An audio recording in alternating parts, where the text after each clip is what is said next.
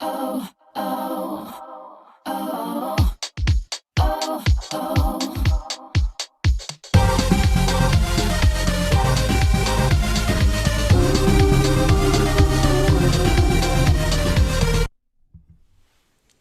Yes! What an honor to be back at Leela, where it all began, right? All began indeed, yes. This is our show with Leela, yes. Yes! First of all of you watching, let's give so much love to Jill Eichmann and Christopher Eichmann for the Leela community, the Leela experience. Yes! All the way. And thank also all the love to the folks who are in our chat who've been giving us shows, which we can go ahead and mash together. For those of you who don't know who we are or what we do, we are Bingewatch, and we take shows that you are currently watching, shows that you love. And we take them and we match them together and make the pilot episode of a brand new show. And we're getting some lovely shows from the audience down here. We have been getting Smigadoon just came in, which I really want to see, but I don't have the channel. The technology. Well, I don't. There are so many services, and I'm not willing to buy like 13 streaming services. I know. The 6 I have is just enough. But I will eventually be seeing Smigadoon because I have a not-so-secret crush on Cecily Strong. Atlantis, Ted Lasso, Bake Squad, Star Trek, SpongeBob Squarepants, and the Animaniacs reboot. So we have the difficult task of picking. This is like Sophie's Choice. Google. It's not like Sophie's Choice. It's nothing like really Sophie's not. Choice.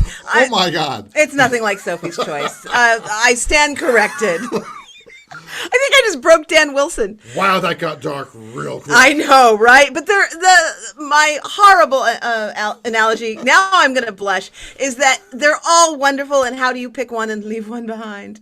Dan? Yes. I think, as I reconstitute from myself from my gaffe, yes. I think I'm going to go with Star Trek. And that came from Tanya. Thank you, Tanya. And she liked the wonderful characters and the hopeful optimism. I think I have that. Do I have that right? And Dan. You know, there are so many good possibilities here. Like, I'm very tempted for Schmigadoon if we had an accompanist. But because we have done musical shows before. Yes, if Faustino were here. Oh my gosh. But instead, I think, we had some folks jump on real quick. Let's go with SpongeBob Squarepants. Yes! All right, so please relax and enjoy the very first episode of Sea Journey.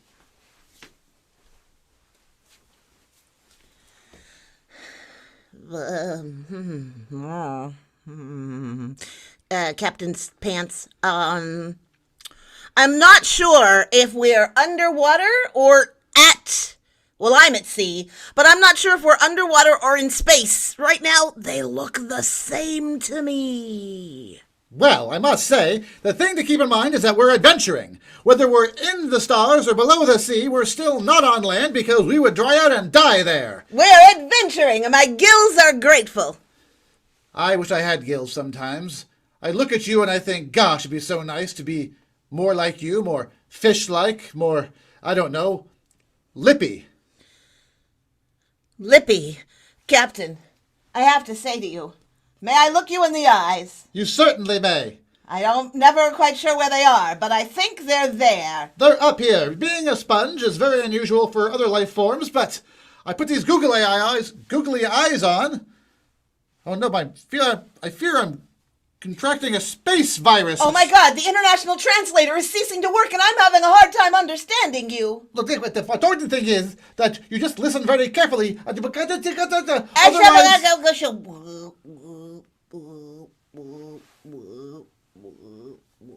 Captain! We're having a crisis of incredible proportions.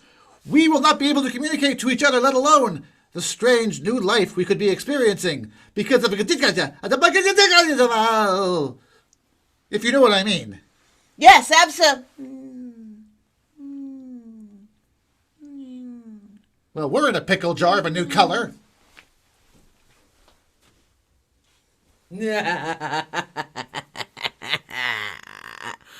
Whether the bottom of a bikini or the end of the Bajoran Empire, either way, we have them where we want them. Communication has been nullified. Yes, that is entirely true. And yet I suspect that they will find a way out as they usually do, these strange life forms.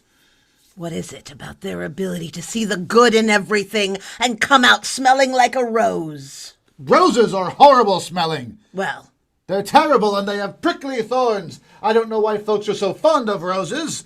They're nothing but death traps with petals. I have an idea of why they're fond of them. I would love to hear your idea. Because it's the bitter and the sweet together. The bitter and the sweet together. The thorn pricks you, ouch. Yes. Just thinking about it hurts. And then they do this. They prick a finger and then they suck it. It's an oral fixation issue. I think it's more a comfort issue. I think they get a certain amount of succor from it. Exactly. The world's full of perverts and the galaxy full of deviants. Yes, I can't disagree with you in the least about that. And the pain of the thorn and the pleasure of the rose. In one thing. I see what you're thinking. Lure them in with pleasure and destroy them with pain. That's a good thought. I was thinking you're a pervert, but that also works very well. Why, thank you. Oh, I forgot. In some places, that's not a good thing. Here, it's delightful. I suppose so. Our alliance is tenuous, you realize. But, Our alliance or our alliance? well, our alliance, which is our alliance. I mean, But our alliance with our alliance or their alliance with us, which would mean then a reliance on that alliance, which we may not have for much longer. Are you telling me that we no longer have an alliance and therefore the treaty is broken? I am not saying that yet. Oh. But I am saying that as the representatives of our various peoples, of our various cultures, our various societies, the alliance between you and I represent the alliance between our larger people, which represents the alliance that could unify or destroy the galaxy. A misalliance would be a misstep of Grave proportions. what you said. So I do suggest Oh dear. that you consider your words carefully. I would hate to see a miscommunication result in catastrophe. I believe the message was sent and received without a comm. So glad to hear it. I'll be off in my quarters having a fantastic sea burger. I expect a full report once you have one for me. What I wouldn't give for a Krabby Patty right about now. Gosh, I'm doing all I can to work on the computer systems, but we've definitely got a virus of some kind. Let me see if we can just get somebody from engineering. I need some help immediately. Engineering here. Fantastic. Look, I discovered a virus in our computer system. It's causing a complete breakdown in communications among, well, you know, those among us Communications? who don't speak. Yes, it's causing a communications breakdown. And, You know what I love? oh, this is not time for that conversation, you realize, right? I love that even though we're in the same room, we use the comm because that's protocol. That's protocol, exactly. And it's important to have protocol and to do things the correct way. You know what I really love? I told you, this is not a good time for personal I'm sorry. conversations. It's really hard when engineers fall in love with engineers because we have to choose between love and duty. I keep telling you that duty is more important than any kind of physical love or personal love. Besides, you know I can't ever leave my space helmet. I know. And that's okay. Hold on. Thank you. I just wanted you to know there's so much about you that I want to share. And I know we're not allowed to talk about it because we're working all the time. So I've written it down. And, well, I have a scroll for you. A scroll? What century do you think we live in? I stole the parchment from the kitchen. Normally they put it under the cookies, and I've spent all day writing it down. I used my own blood because we don't have any ink on board. I'm feeling a little anemic. Well, I can imagine so. You should go see the ship's doctor. Oh, see, you really do care. You're worried about me passing out and dying. Granted, because it would be a breach of protocol, and also it would get in your way as you try to do your job here in engineering. But somewhere in there, I think you care. Look, I care, but there's caring and then there's caring. And just because I care doesn't mean that I care. It just means that, well, I don't want anything bad to happen to you. That's a good start. And I would like to see us both work together in a productive fashion. You know what I would like? I can't say it. That's just as well. We're having a communication breakdown on this ship. The captain, the first mate, half the crew can't talk to each other. They're from different worlds, as it were. Almost as if one's from the Indian Ocean and the other's from the Pacific. You know, sometimes I feel like I'm at sea, when really I'm just adrift. Hold on, I need to change channels. You too? Sure.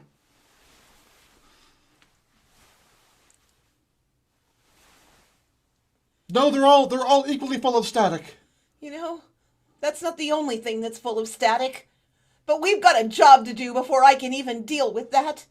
I rely on you to find that virus and squish it. Otherwise, we could be drowning in our own misery.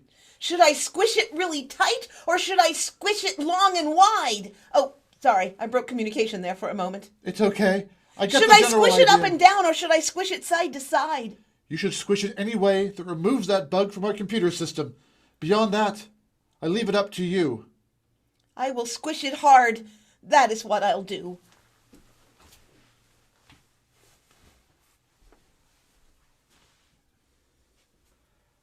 I do believe they've made some progress with the communication system. I understood 2 of those words. That's definitely progress. Now that we've managed to completely solve all the problems in the entire world we could possibly confront, we should move on and find something new to do. Something to explore. Exactly. A place to go. Everything is glibbity, and that means that we're totally A-okay. You know, little setbacks aren't the kinds of things that make my day get ruined. I'll just go ahead and helm this myself, and we'll just go ahead and go straight into warp speed!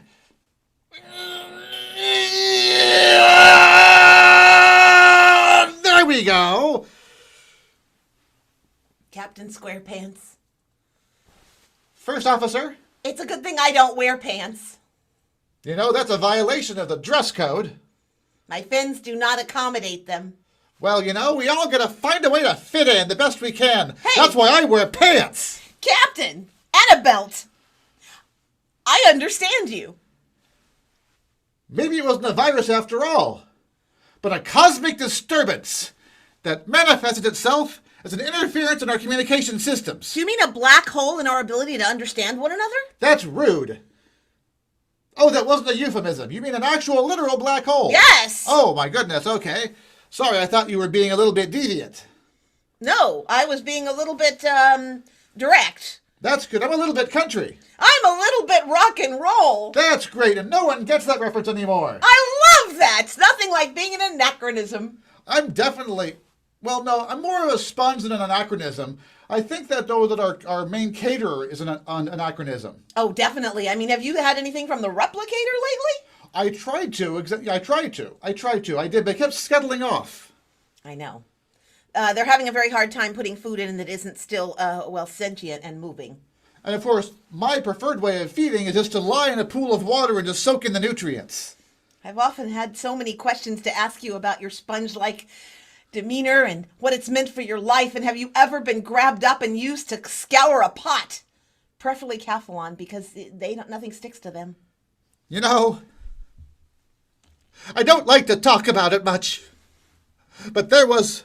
Captain. A time when I was indeed picked up and used to scour a Klingon cruiser, which was covered in grease. They like grease. They do. I don't know how it got all over their ship, but have you been on their ships? It looks like bad things happen there on a regular basis. With gusto. It took me so long to get myself clean. I got wrung out over and over again. All the time they asked me, "Hey, Captain, how many lights do you see?" And I only saw 4 lights, and I tell you as the Orca is my witness. Before I was released, I almost said 5 lights, even though there were only 4. You know, it reminds me so much of a captain from long ago. He was a great fish, Captain Pike. Oh, I read about him back in the books. He was a fish of metal, he was. He was. He's why I joined Starfleet. If indeed we are in the stars. I think we are. Those look like bubbles out there, but I'm sure they twinkle. Captain, what ho? I see a tiki light. That can only mean one thing. We have come home. Or a place masquerading as it. Either way, I look forward. Captain? Yes? I respect you. I'm glad to hear it. I was afraid you were going to get mushy for a second there. Hell no! By the way, nice pants. Thanks! What did you do? All the interference is gone. You've saved us. Maybe, possibly, I don't know. I notice we're no longer using the comm to communicate. I consider it a breakthrough. Well, I figure now that you've saved the ship that we can relax protocol a little tiny bit. I'm not taking off this big bubble helmet, though. I don't want you to, because frankly, it's part of the attraction. It's so strange being in a ship that I think's in the stars, and that ship being completely full of water. And yet, without it, a lot of the life forms on here would, well... Die. Yes. They would dry out. They would first float to the top, and then lay sideways. Or upside down. Depending upon the one. And then, eventually, bloat would set in. That's what I was thinking. The bloat definitely makes them float bottom up. The bloat makes them float. However, as a side note, it is not a positive or happy thing to see a living creature floating such. And I hope the love I feel for you will not be bloated death-like much. I hope that we will never see a bloaty float in this boat. And I want you to know that I respect you as a crew member. I think I just got the message you wrote with your lips so sweet. To my quarters now I will retire and leave thee, my sweet. For though I love you, dear, it's true. For though my love is kind, I must accept that duty calls, and to its honor I will bind. It was almost better, I think, when we couldn't talk to each other, when protocol bound us to form and regulation and function. This is what chaos brings! We never should have broken protocol!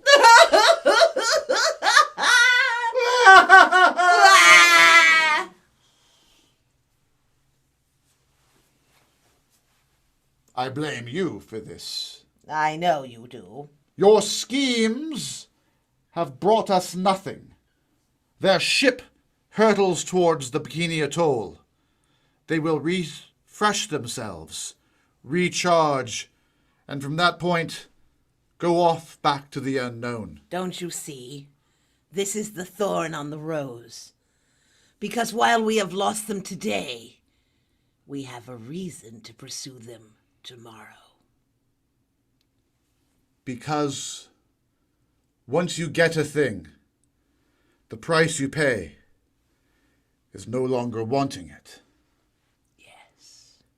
So in order to keep our alliance strong, which is bound only by a desire to crush the Federation of Sea Creatures, we must fail repeatedly. In order to continue to succeed. I like the way you think. It's twisted and strange in a way that appeals to me. Thank you. So, we shall retreat to the dark places, in the sea, in the galaxy, anywhere but on land where we will dry up. And we will plot and plan, and go where no sea creature has gone before.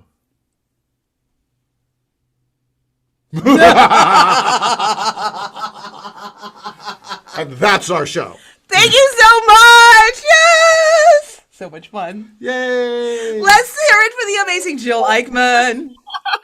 That was great. We were at the bottom of Bikini Bottom, right? Yes. Probably, possibly. You know, it's really hard to tell Stars. the viewfinders. It's really hard to see. It's very hard to see. Thank you so much for having us on. Thank you, Binge Watch. That was great. Well, if you want to take a bow, you can actually hold hands and take a bow. Oh my God. You got. This is a glorious thing to play together in the same room. Jealous. Yay. Well, if anybody's still in the Zoom room, go ahead and pop yourselves on and say goodbye to the audience. Yay! Leaves of 3. Leaves of 3 on the Verge and Yay, on the Verge. So proud. And thank you, audience, for your awesome suggestions. The suggestions were like pretty darn cool tonight. Like lots of cool stuff to choose from tonight. Yeah, we could have done like multiple shows with all those suggestions. Yay. Well, next week we're here every Saturday night for the summer season. Next week we have The Professionals, which Geraldine is in, as well as, am I allowed to say it? Badass Effervescent Dames. I know you got in trouble on Facebook, Diana, for saying badass. So hopefully YouTube doesn't cut us off. But Badass Effervescent Dames, which is Diana, Betsy Green, and Erin Darushka, right? Yeah, another trio. Trios are fun. And we might have another group next week. We'll see. So stay tuned. There might be a fun new update there.